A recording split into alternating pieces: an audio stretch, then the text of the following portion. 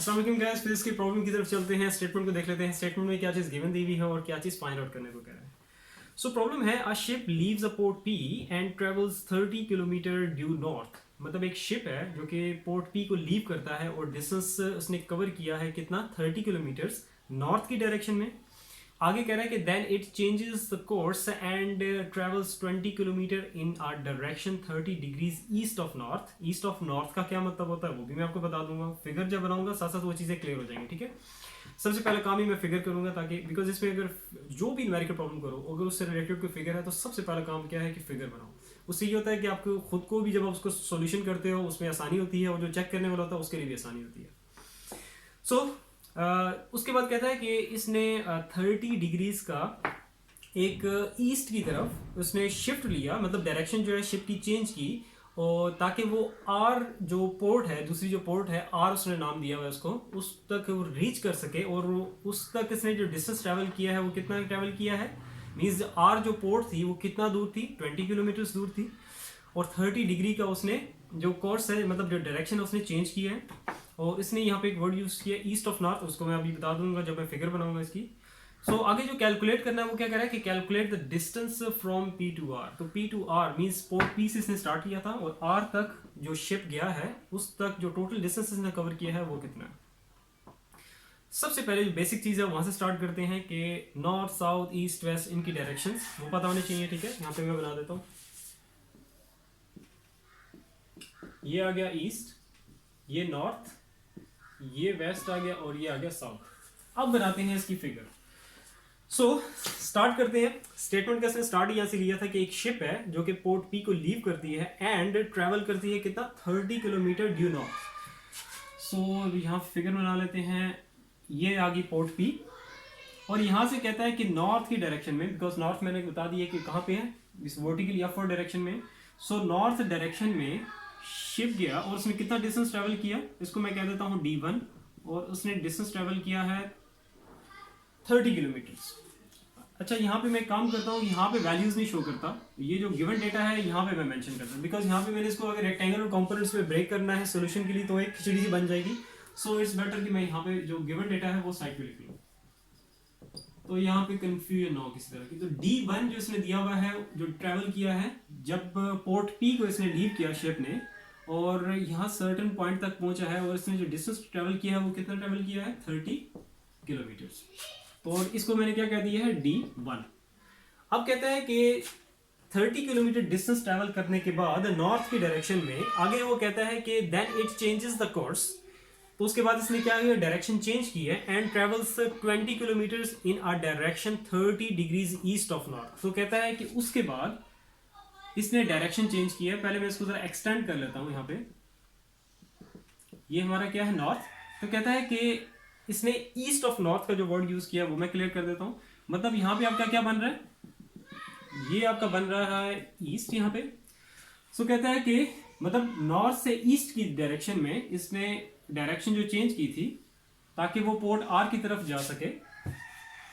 इसको मैं एरेज कर देता हूँ, इसकी जरूरत नहीं है। ये रहा पोर्ट आर और इसको कह दूंगा ये है D2, और D2 हमारे पास उसकी वैल्यू कितनी है, कितना डिस्टेंस ट्रेवल किया उसने ताकि वो पोर्ट आर तक पहुंच सके, वो है 20 किलोमीटर्स। नेक्स्ट आगे चलते हैं। इसने जो एंगल की बात की है तो क्या कह रहा था कि 30 डिग्रीज ईस्ट ऑफ नॉर्थ, और वो एंगल आएगा आपके पास ये, तो ये कितना है, 30 डिग्री। नेक्स्ट आगे चलते हैं। तो ईस्ट ऑफ नॉर्थ का आई होप क्लियर हो गया होगा, ये वाला एंगल नहीं है, ये वाला एंगल होगा, ठीक है। नेक्स्ट आगे चलते हैं। To reach the port R calculate the distance from P to R. तो कहता है कि यहां से लेके जो टोटल डिस्टेंस है वो कितना होगा।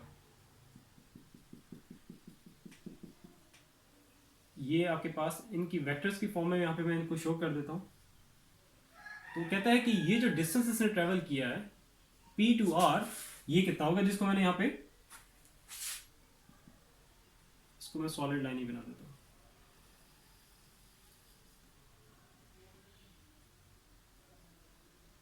क्योंकि ये एक्चुअली हमारा जो डिजायर्ड डिस्टेंस है जो कि क्वेश्चन कर रहा है, जो कि हमें फाइंड आउट करना है। इसको मैं हाईलाइट भी कर देता हूँ, डबल शेड कर रहा हूँ, ठीक है, ताकि आपको ये क्लियर हो कि एक्चुअल जो मैं चीज़ फाइंड आउट करनी है वो ये है। और क्या है ये, इसको डी से इंडिकेट कर रहा हूँ, डी से रिप्रेजेंट कर रहा हूँ, जो कि एक्चुअली हमें फाइंड आउट करना है। सो ये थी फिगर।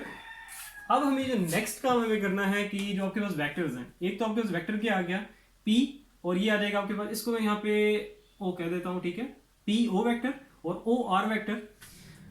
इनको इसके रेक्टेंगुलर कंपोनेंट्स में पहले ब्रेक करना है, एंड देन फिर जो आपके पास ये जो D वेक्टर है, जो कि एक्चुअल में जिसका कह सकते हैं कि जो मैग्नीट्यूड फाइंड आउट करना है, जो डिस्टेंस है, बिकॉज यही क्वेश्चन है कि P to R जो डिस्टेंस है वो हमें कैलकुलेट करना है, तो फिर उसकी तरफ चलेंगे। सो स्टार्ट करते हैं स्टेप बाय स्टेप, ठीक है। सबसे पहला काम आपके पास ये जो PO है वेक्टर, इसको पहले इसके रेक्टेंगुलर कंपोनेंट्स में ब्रेक करेंगे। सो इसके रेक्टेंगुलर कंपोनेंट्स में ब्रेक करने का कैसे होगा कि एक तो इसका आ जाएगा हॉरिजेंटल कंपोनेंट, और हॉरिजेंटल कंपोनेंट किसके अलोंग होता है, एक्स एक्सिस के अलोंग होता है। एक तो इसका ये आ गया, और दूसरा वाई एक्सिस के अलोंग होता है, तो वाई एक्सिस के अलोंग खुद वेक्टर है, ठीक है, उसी डायरेक्शन में। क्योंकि नॉर्मली देखो आपके पास क्या है कि अगर आपके पास वेक्टर नॉर्मली अगर इस तरह हो, इसको कहूँगे रेक्टेंगल और कंपोनेंट्स में इसको ब्रेक करो, तो हम ब्रेक कैसे करते हैं, ये इसका आ जाता है हॉरिजेंटल कंपोनेंट और ये आ जाता है इसका वर्टिकल कंपोनेंट।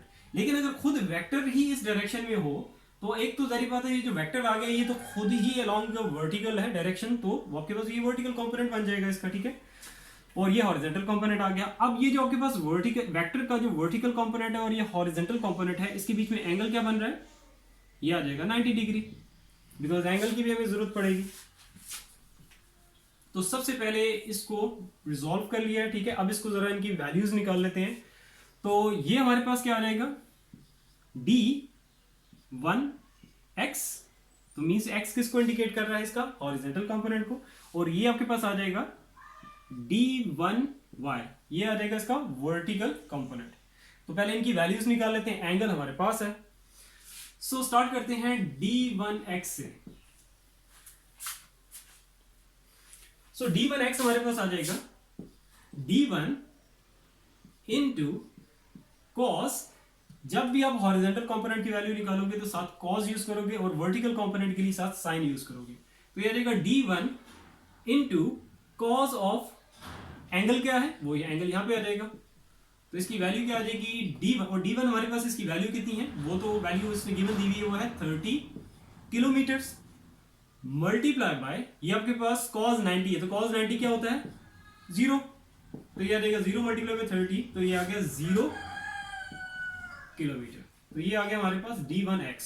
अब नेक्स्ट चलते हैं इसके वर्टिकल कंपोनेंट, तो यहाँ पे वैल्यूज में साथ साथ अब लिख देता हूँ, ठीक है।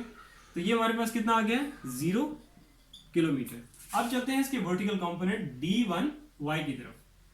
तो d1y is equal to d1 into sine of, angle हमारे पास गिवन है वो कितना है 90 डिग्री, तो ये आ जाएगा हमारे पास, और d1 की वैल्यू कितनी है 30, साइन 90 हमारे पास किसकी इक्वल होता है 1 के इक्वल होता है, तो यहां से आ जाएगी इसकी वैल्यू 30 किलोमीटर्स d1y की। तो d1y की वैल्यू आ गई हमारे पास 30 किलोमीटर्स, जो कि एक्चुअली आप देख सकते थे कि वो आपके पास क्या था, PO जो था d1 था एग्जैक्टली वो 30 किलोमीटर, तो ये भी 30 किलोमीटर ही आना चाहिए था।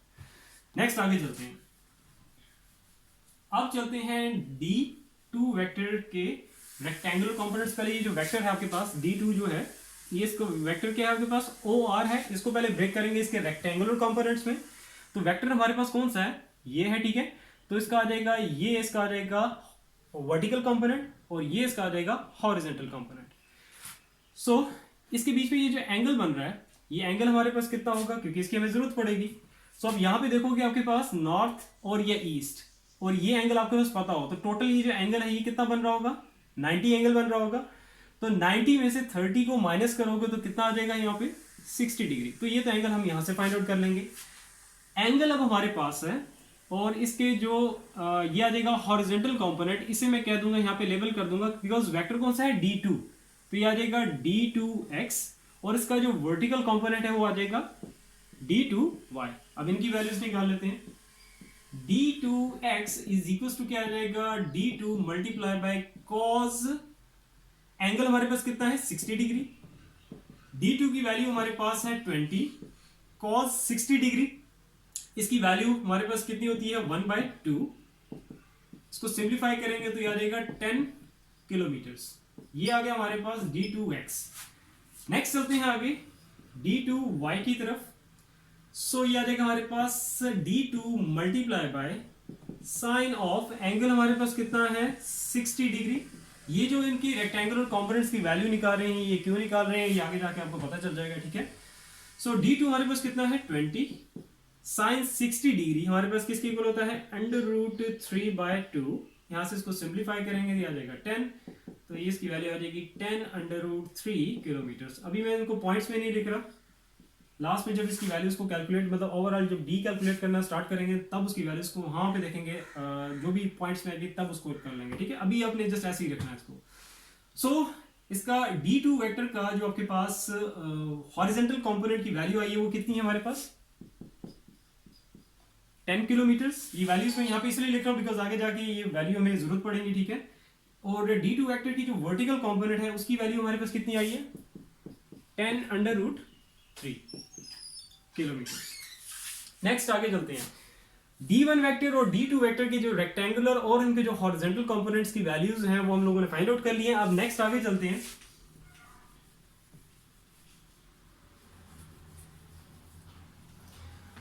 अब जो आपके पास d जो वेक्टर है आपके पास ये इसका जो हॉरिजॉन्टल कंपोनेंट है सारे मतलब dx d1 और d2 नहीं dx।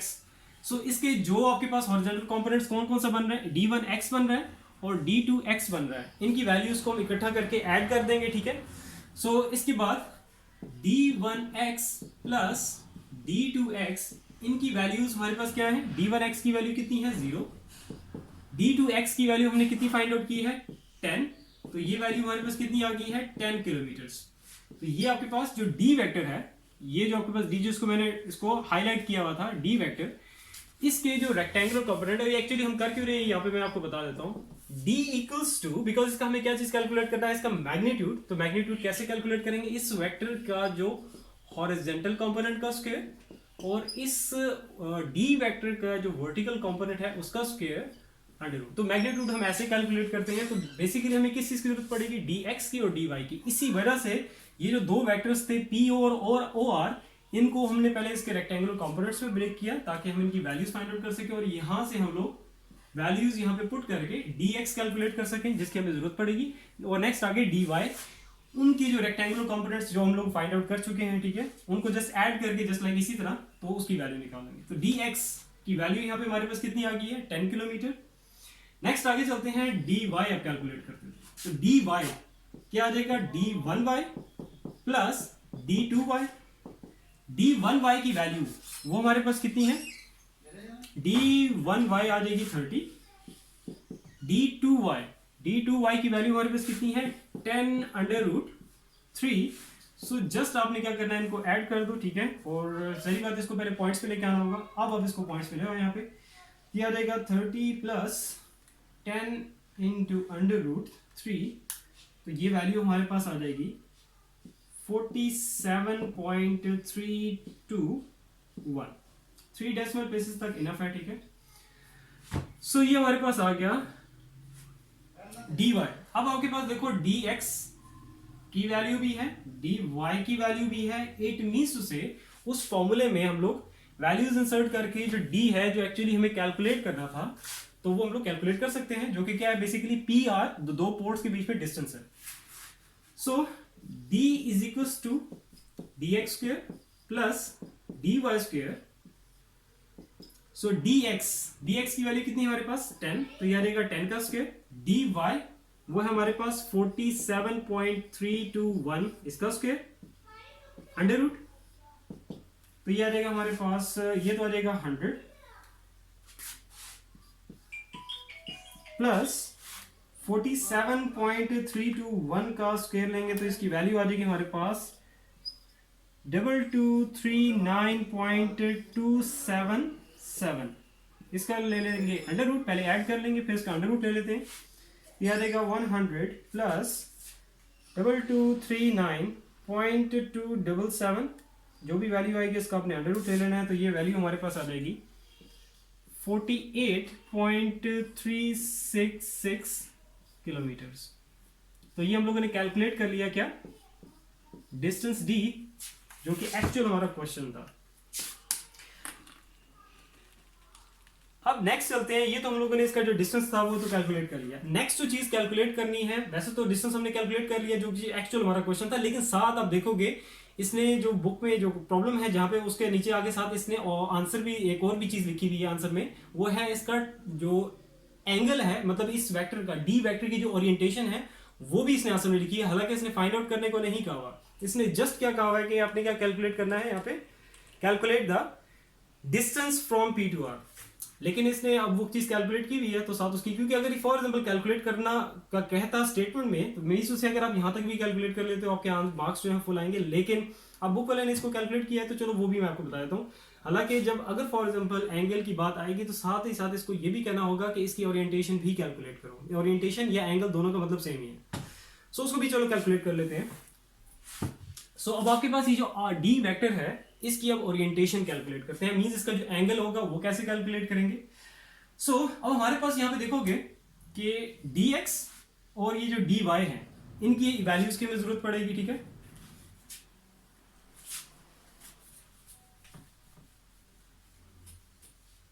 क्योंकि फेडरल बोर्ड की जो बुक्स है ना उसमें अगर फॉर एग्जांपल कोई वेक्टर है उसके अगर उसने ओरिएंटेशन भी कैलकुलेट अगर करने का कहा है तो साथ वो स्टेटमेंट में मेंशन करता है कि कैलकुलेट दैट वेक्टर या दिस वेक्टर, जो भी वेक्टर है ए बी सी या जो भी होगा जिसको मतलब क्वेश्चन कर रहा है उसको वो साथ कहता है कि calculate the magnitude of A vector. For example A vector की बात कर रहे हैं एंड इट्स ओरिएंटेशन, साथ वो मेंशन करता है। इसने मेंशन नहीं किया हुआ, इसने कैलकुलेट किया हुआ है, सो ओके नो प्रॉब्लम, हम भी कैलकुलेट कर देते हैं, ठीक है। और अगर फॉर एग्जांपल अगर आपके बोर्ड में न्यूमेरिकल आ जाता है तो आप लोग भी कैलकुलेट करोगे इसका, ठीक है। सो नेक्स्ट आगे चलते हैं इसकी ओरिएंटेशन या इसके एंगल की तरफ, जिसको मैं कह देता हूं थीटा। थीटा क्योंकि ऑलरेडी यहाँ पे चलो यूज मैंने नहीं किया हुआ, ठीक है, सैंपल तो थीटा हम ले सकते हैं। अगर फॉर एग्जांपल यहाँ पे देखो अगर मैंने थीटा यहाँ पे लिखा होता या यूज किया होता कहीं पे भी तो फिर आप इसको यहाँ पे फाई ले लेते या कोई और किसी और मतलब जो इसकी रिप्रेजेंटेशन है वो चेंज कर देते हैं। थीटा के अलावा मतलब फाई ले लो, थीटा के ऊपर एक मार्क डाल दो, इस तरह। कभी भी जब ये एक न्यूमेरिकल प्रॉब्लम करोगे तो उसमें ये ना करना कि फॉर एग्जांपल एक वेरिएबल आप यूज कर चुके हो उसको दोबारा यूज कर रहे हो किसी और के लिए सेम प्रॉब्लम में, तो ये काम नहीं करना, ठीक है। सो नेक्स्ट आगे चलते हैं एंगल की तरफ। तो एंगल हम कैलकुलेट करेंगे tan इनवर्स, और यहाँ पे ऊपर और नीचे आपके पास क्या आएगा कि जिस वेक्टर के आप कैलकुलेट कर रहे हो ओरिएंटेशन या उसका एंगल कैलकुलेट कर रहे हो तो साथ ही साथ उसका जो आपके पास जो y जिस वेक्टर का आप कैलकुलेट करें तो उस वेक्टर का जो y कोऑर्डिनेट है या जो उसका वर्टिकल कंपोनेंट है वो आ जाएगा ऊपर और उसका जो हॉरिजॉन्टल कंपोनेंट है वो आ जाएगा नीचे। अब इन दोनों की वैल्यूज हमारे पास है, इट मींस उसे एंगल हम इजीली कैलकुलेट कर सकते हैं। तो ये आ जाएगा आपके पास dy की वैल्यू कितनी है हमारे पास 47.321 डिवाइडेड बाय 10। सो यहां से आपका आ जाएगा इसका थीटा।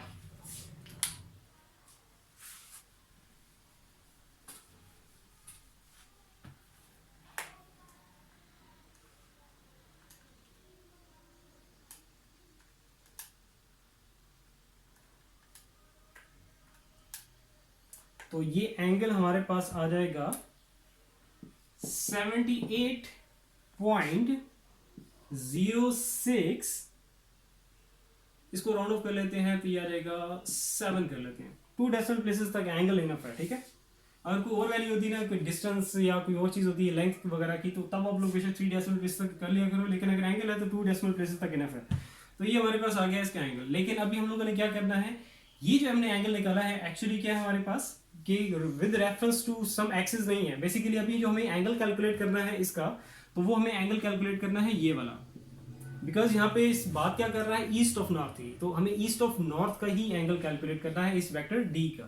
तो इट मींस से रेफरेंस हम किसको रख रहे हैं, ये आ जाएगा आपके पास 90 डिग्री। जैसे हम कोऑर्डिनेट्स की बात करते हैं तो कोऑर्डिनेट्स में हमारे पास क्या होता है, ये 180 डिग्री, इसको नीचे करेंगे तो ये आ जाएगा 270 डिग्री, और ये आ जाएगा 0 डिग्री और 360 डिग्री। जैसे हम कोऑर्डिनेट्स की बात करते हैं 0, 90, 180, 270 और 360 मींस वन कंप्लीट जो रेवोल्यूशन होती है या इसकी वन कंप्लीट रोटेशन होती है उसकी बात करते हैं।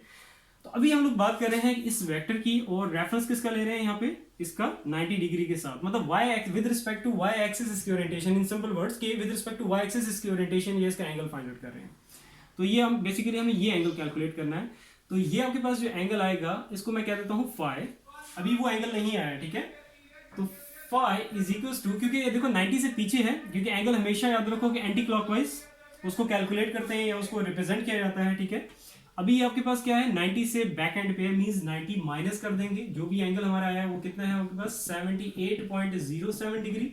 ये जो एंगल मैंने कैलकुलेट किया है ये बेसिकली एंगल कौन सा था, ये वाला एंगल था, जिसको यहां पे मैं मेंशन कर देता हूं, ठीक है, 78.07 डिग्री, जबकि हमें ये वाला एंगल चाहिए, ठीक है, with respect to B, because east of north angle हम कैलकुलेट कर रहे हैं। तो जस्ट इनको सब्ट्रैक्ट करोगे तो आपके पास डिजायर्ड एंगल आ जाएगा 78.07 माइनस 90, तो ये आ जाएगा हमारे पास 11.93 डिग्री। तो इसको अप्रोक्सीमेटली हम लिख सकते हैं कितना, 12 डिग्री। तो ये हमारा आ गया इसका एंगल, जो डी वेक्टर है इसकी ओरिएंटेशन है, ओरिएंटेशन का या एंगल को एक ही बात है, ठीक है। सो वंस अगेन, अगर आपने यहाँ पे इसका मैग्नीट्यूड कैलकुलेट कर लिया है, डी मतलब जो डिस्टेंस था एक्चुअल जो क्वेश्चन था वो कैलकुलेट कर लिया तो इनफ, लेकिन आप बुक में आपके आंसर में यहाँ पे इसने मेंशन किया हुआ है, स्टेटमेंट में नहीं पूछा, आई डोंट नो क्या रीजन है, लेकिन अगर ये आपका न्यूमेरिकल अगर आ जाता है बोर्ड के एग्जाम्स में तो आप इसका एंगल भी कैलकुलेट करो, ठीक है। सो आई होप क्लियर होगा। स्टिल कहीं भी कंफ्यूजन है किसी भी तरह की तो नीचे कमेंट सेक्शन में कमेंट करके आप पूछ सकते हो। तो इंशाल्लाह ताला नेक्स्ट एक न्यू प्रॉब्लम के साथ नेक्स्ट वीडियो में मिलते हैं। अपना बहुत सारा ख्याल रखो। अल्लाह हाफिज़।